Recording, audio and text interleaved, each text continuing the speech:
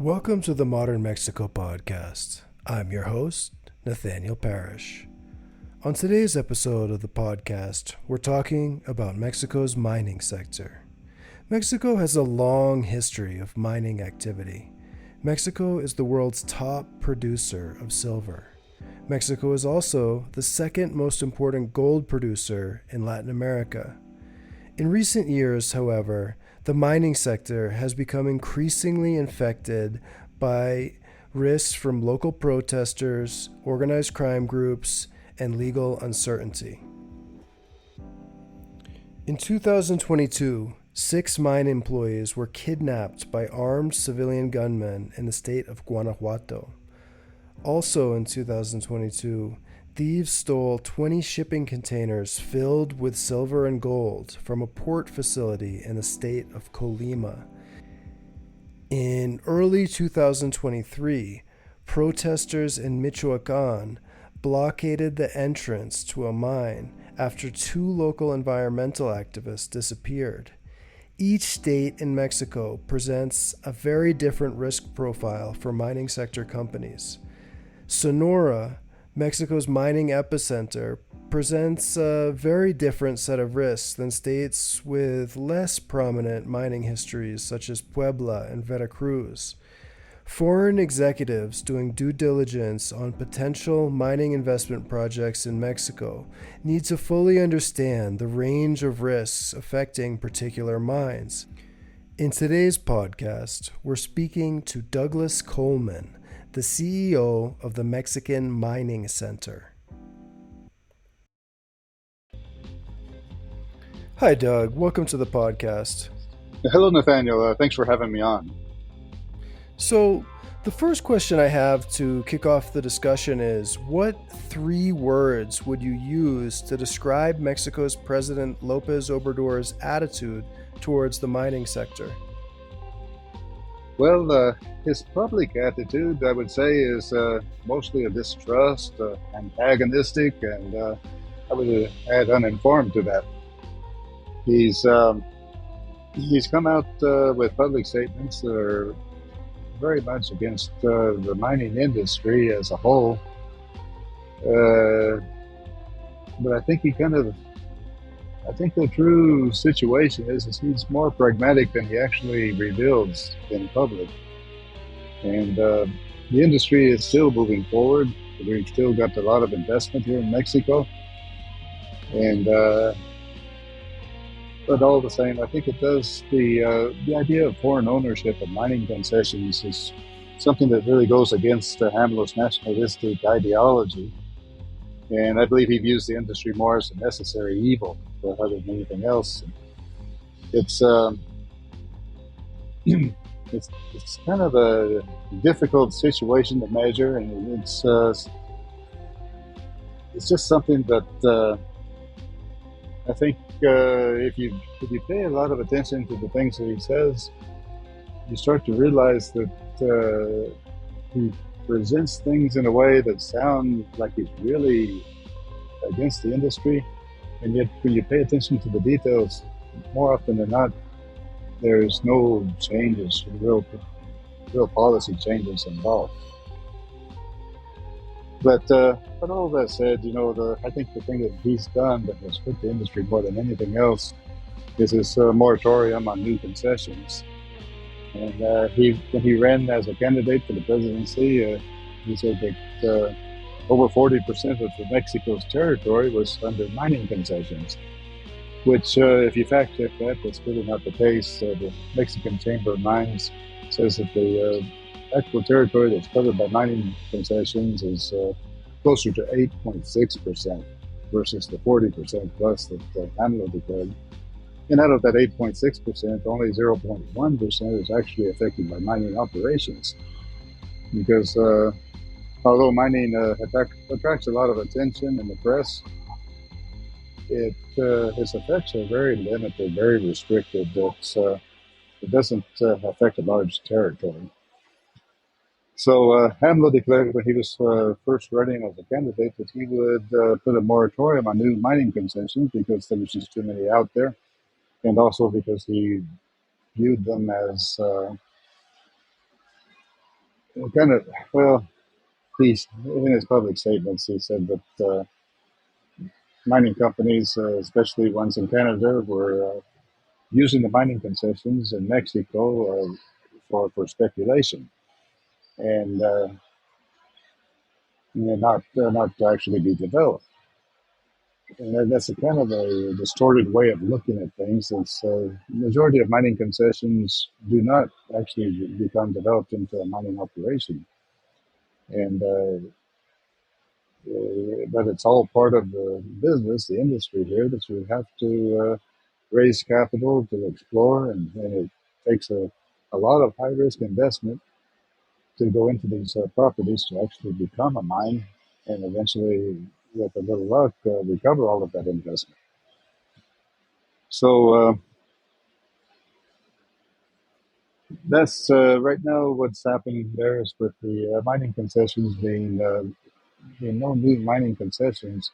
He's essentially strangling exploration, and we'll feel the effects from that years to come.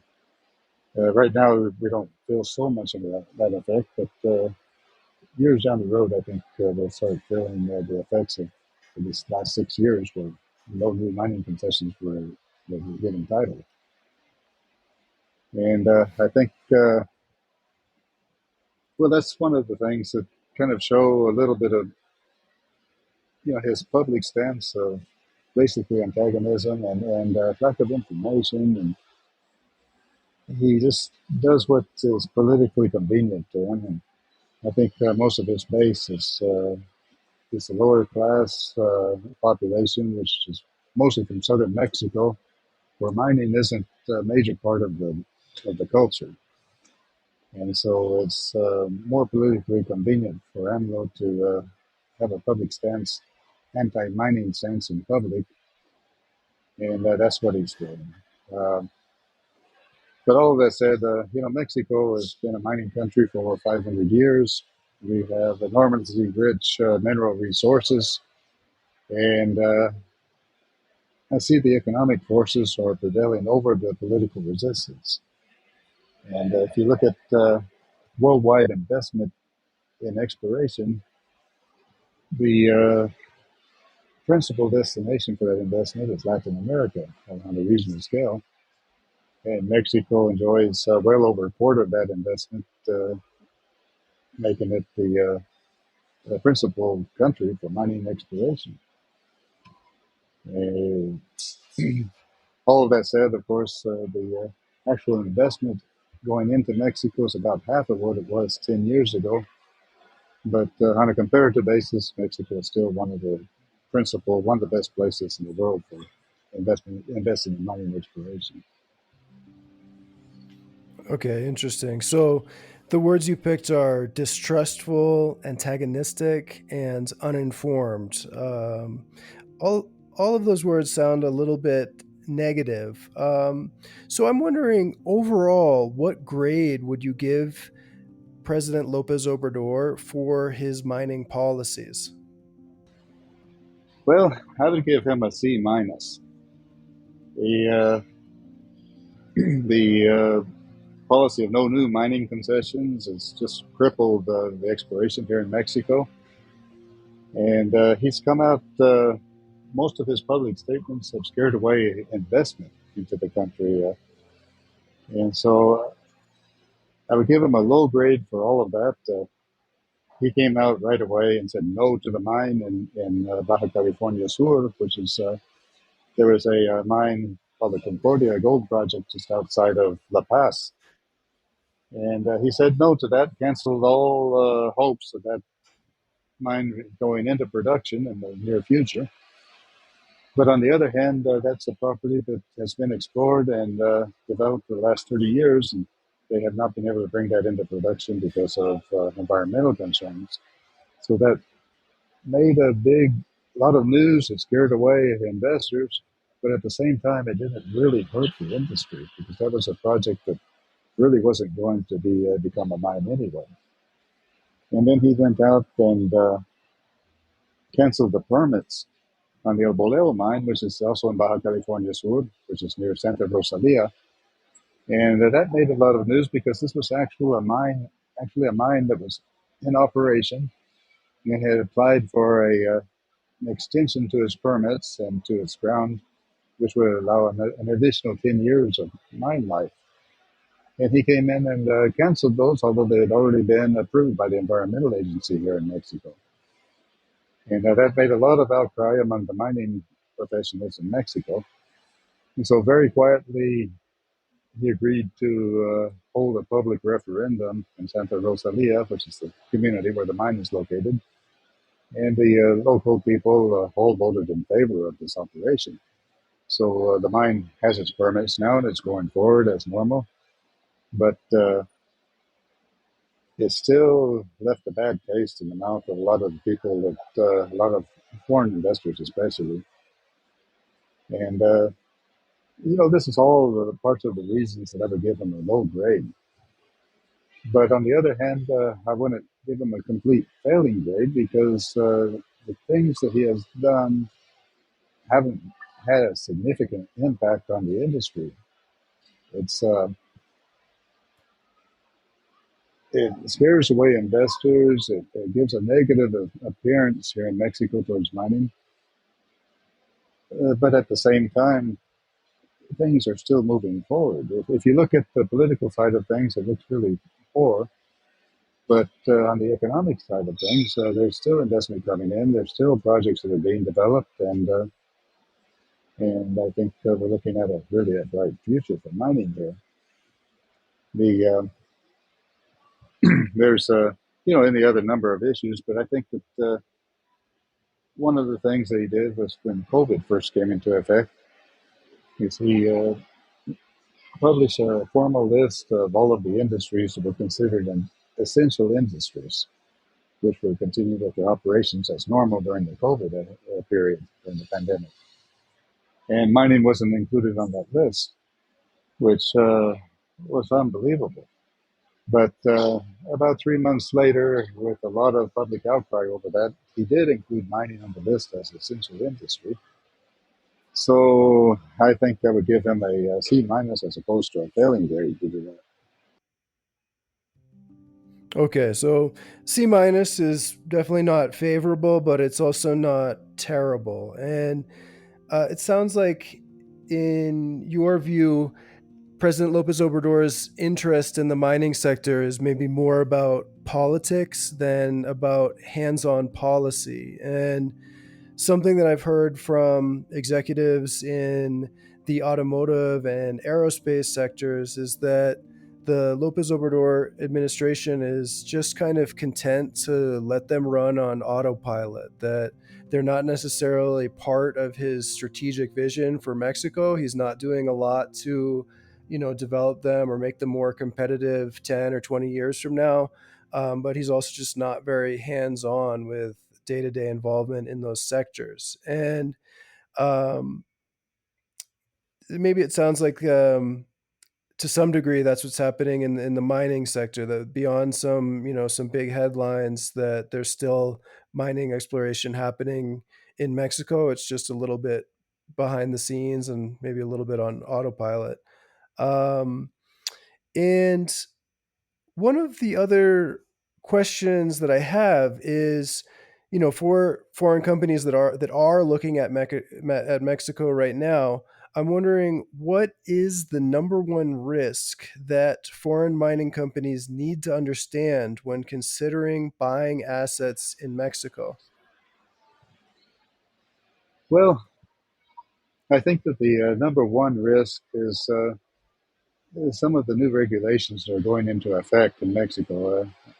Everyone in mining is paying very close attention to one case in particular, which is in the Supreme Court at this time, where they're making a judgment as to whether or not the actual mining law is constitutional, which is unfortunate because the Mexican mining law is considered one of the best written mining laws in the country, in the world.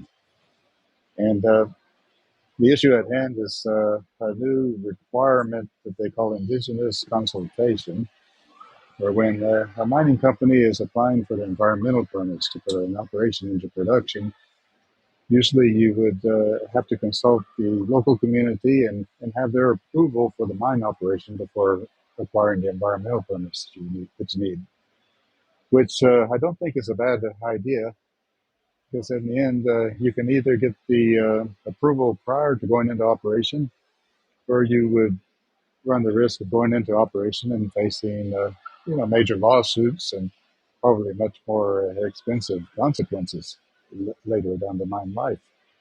So that part is fine. But where we're running into problems is that they're now questioning whether or not mining concessions are actually have legal titles if they were if this concession was applied for without prior consultation to the indigenous communities, and that is putting a real stumbling block everywhere across the country, where people are starting to worry about whether or not they have a legal title to the concession. And that's what's being decided upon in the Supreme Court right now. And the case in point on that is Almaden Minerals and Staka project, which is down in the southern state of Puebla. And although Almaden has just done a spectacular job of community outreach, they've been completely transparent. One of the things they were doing was taking the community members to operating mines and showing them what a mining operation actually looks like, how it's run, the way they take care of the environment, and show them that it's a well-run, professional, legal operation.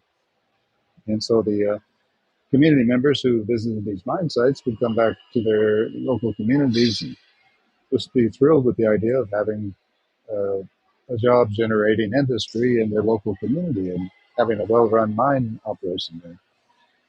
But there are NGOs that aren't from there that come in and they play upon the local community's fears of being lied to and tricked by the mining company, and they convince the communities that mining companies are coming in, stealing the mineral resources, ruining the land, and then leaving them with a mess in the end, which is not the case in the modern mining industry. There's a lot of emphasis now on what they call CSR programs, corporate social responsibility programs, and sustainability. And although mining is not really sustainable by definition, since you're depleting a limited natural resource, the mining companies are looking for ways to leave something of benefit to the communities that could extend far beyond the life of the mine. So they're doing different things, providing education, infrastructure. Uh, they A lot of the operations have excellent scholarship programs for the local children, and they're doing different things like that. I think in Oaxaca, in one place, they were developing a textile industry where the locals could weave woolen type blankets and things. And the mining company put down the initial investment to build whatever infrastructure they needed to maintain that industry. And these are all different things that they're doing around the country. It's a little bit frustrating at times because the government has passed some laws where there's I believe it's a 7% tax or an 8% tax on production, which is a heavy tax against production, and that's supposed to go towards the supporting communities that are affected by a mining operation. That is not an unreasonable amount for the mining company to put into the community, but the problem there is that there's no guarantees that that money actually goes to the community through the government to the community.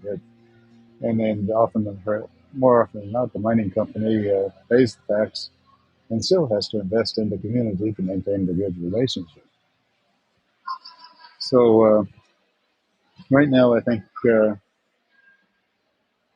this idea of community relations with the indigenous consultation, those are the aspects that I think are the greatest risk to foreign companies coming into Mexico to operate. They have to have good advice. They should have good professional consultants who can help them with that. And for the meantime, we, we're hoping that the mining law remains intact, which I am fully confident it will, but it still has to be decided upon by the Supreme Court. And for right now, I believe that is the largest risk to any company operating in Mexico. Okay, interesting. So you mentioned relationships with indigenous communities that live near mines as being the number one risk for mining companies in Mexico. But I'm also wondering about relationships or threats from another group, which is organized crime. And I know that a few years ago, there was a Canadian mining executive who generated some controversy when he publicly bragged that his company had a good relationship with local organized crime groups in Sinaloa. And I'm wondering, overall, on a scale of 1 to 10, how much do you think organized crime activity in Mexico affects the mining sector?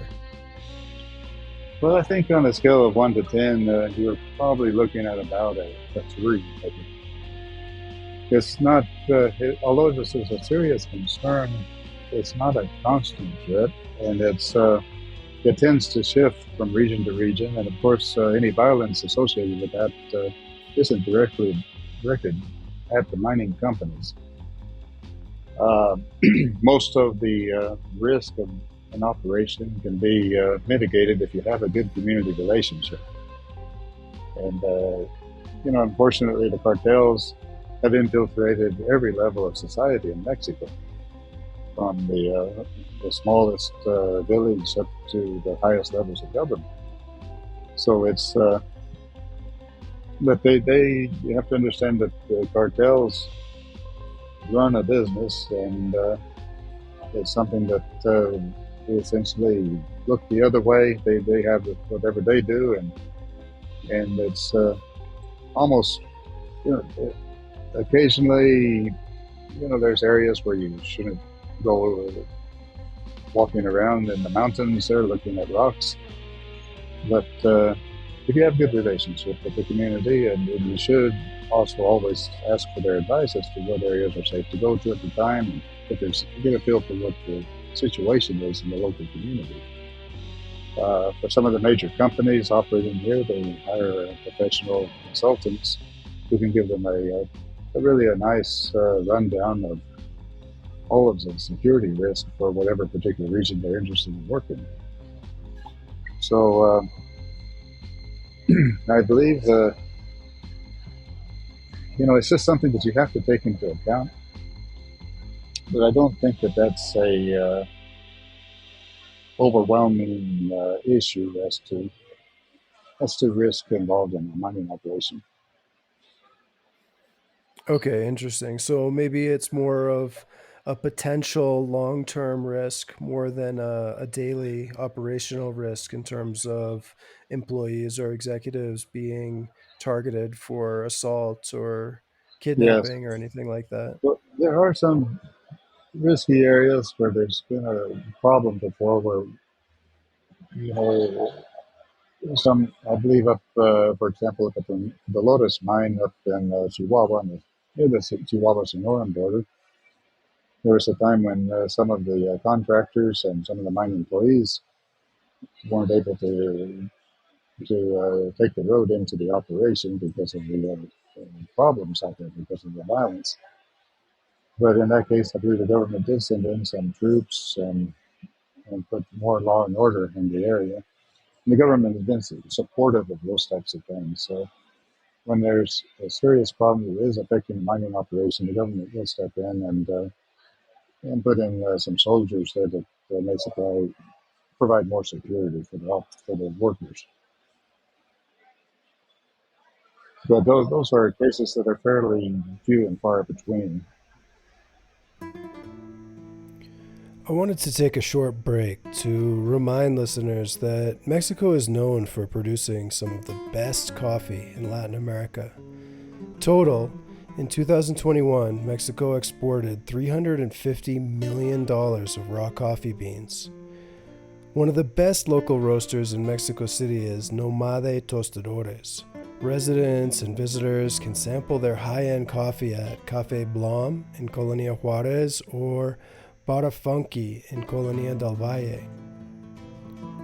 Nomade coffee can also be purchased online and shipped worldwide. Check them out on Instagram.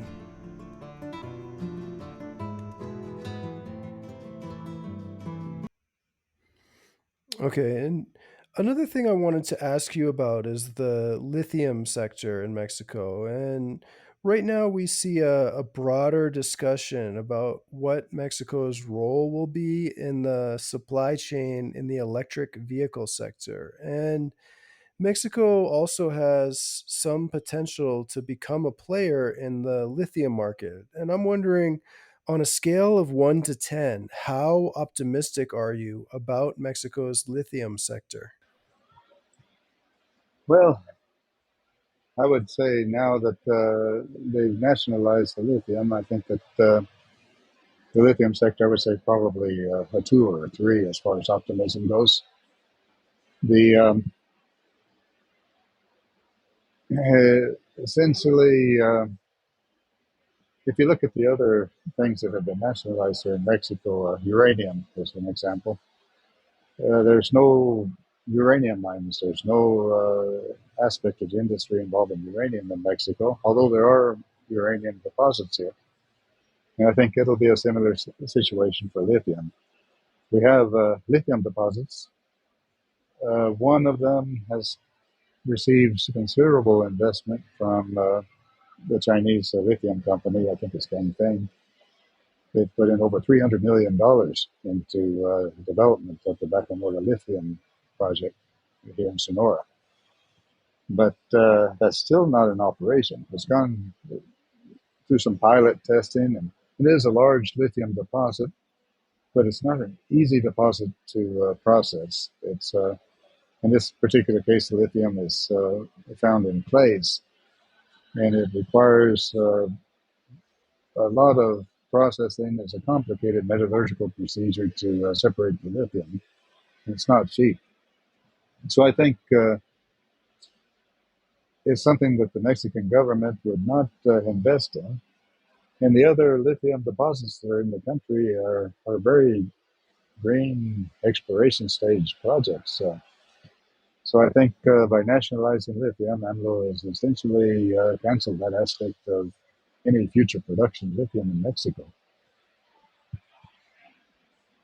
Okay, interesting. So overall, you've mentioned a number of risk factors, everything from government intervention to legal uncertainty to indigenous community relations to potential threats from organized crime activity. So it does seem like you think there are, a number of negative factors affecting the outlook of the sector, but it also sounds like you're not, 100% pessimistic about Mexico's future when it comes to mining sector exploration and investment. But overall, I just want to say it was really interesting to hear your perspective, and thanks so much for joining us on the podcast. Well, you're more than welcome.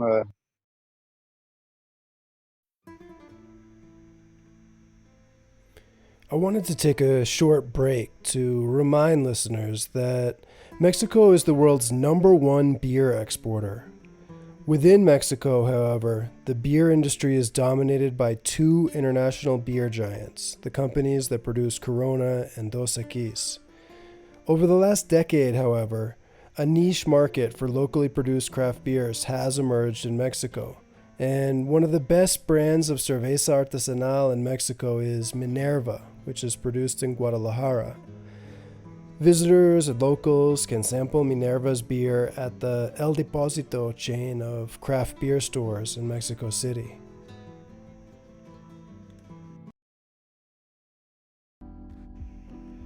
Thanks for joining us for another episode of the Modern Mexico Podcast. The next episode of the Modern Mexico Podcast is coming soon. Until then, hasta luego, amigos.